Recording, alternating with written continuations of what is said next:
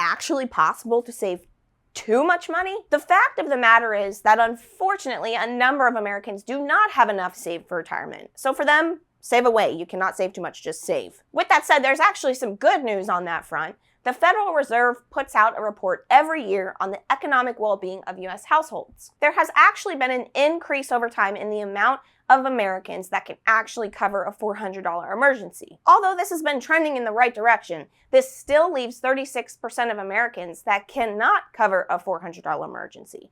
So please understand that I am aware this video will not resonate with everyone. With that said though, many of you are out there working hard, earning money, and trying to make the right money moves so that you can live the life that you want. You're saving, you're investing, and this is where the question comes in.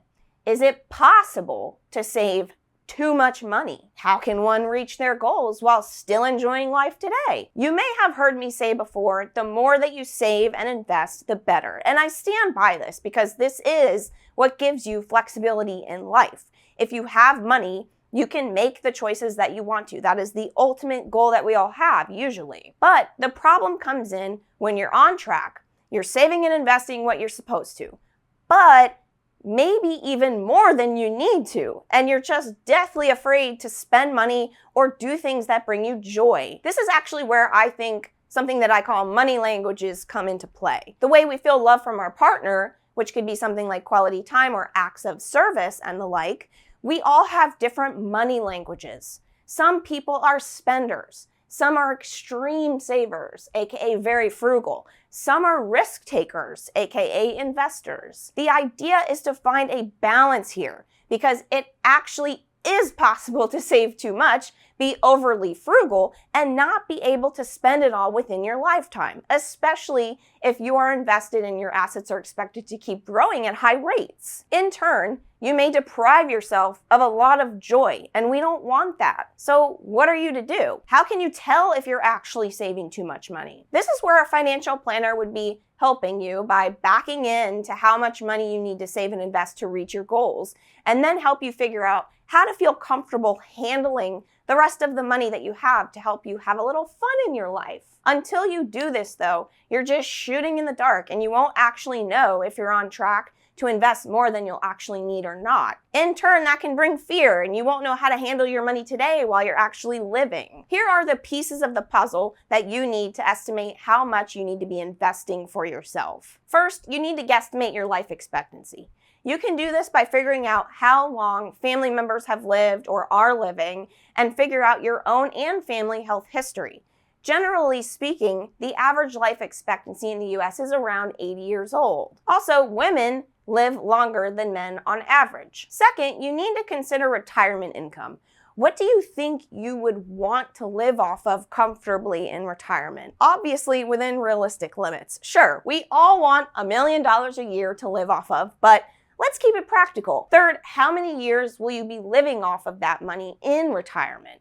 This is where your expected retirement age and your life expectancy comes in. Subtract the two, and that's how many years you'll need the money. Fourth, you need to estimate your rate of return on your investments. Equities have returned on average around 10% a year for the past century with dividends reinvested. Keep in mind, you may not have a 100% stock portfolio, so your expected returns may actually be lower than that. Or you may be in some crypto, which has had historically higher returns than equities. So you have to kind of figure out what your expected return over time is going to be for your portfolio. Fifth, you need estimated inflation expectations.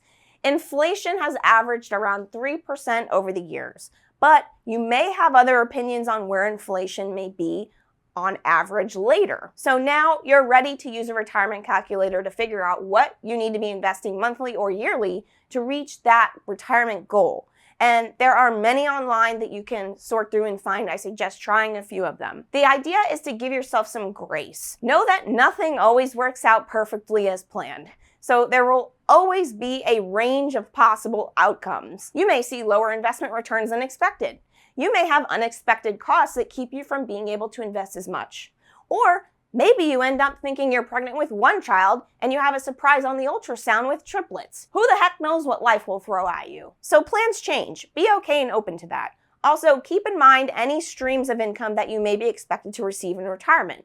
This could be a pension, Social Security check, income from a divorce, or something like an annuity. This income will help you out to reach your income goals in retirement every year, and it's your choice to include it or not when trying to figure out how much to invest. Some people like to be extra conservative and not consider this income in their calculations at all, just in case. I would probably do the same, which would provide a little bit of a net worth buffer for me. But generally speaking, this exercise will let you know if you're on the right track or not, and if maybe you're hoarding too much money and not taking well-deserved vacations, or buying things today that you really want that bring you joy. Not in retirement, but today. I like to tell people that being perfect with your money all of the time is exhausting.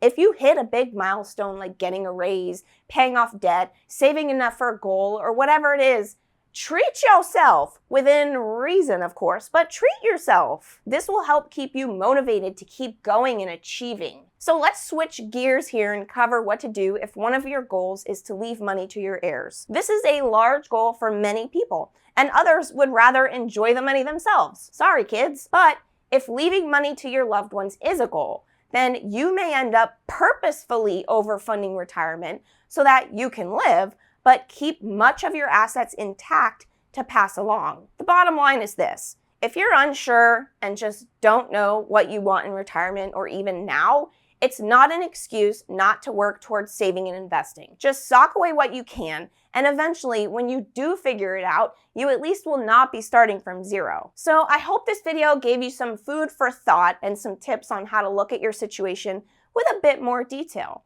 Remember, more money equals more flexibility, especially for when that midlife crisis creeps up on you. I have a few tasks for you before I leave. 1, if you have other topics that you want me to cover, throw them in the comments below.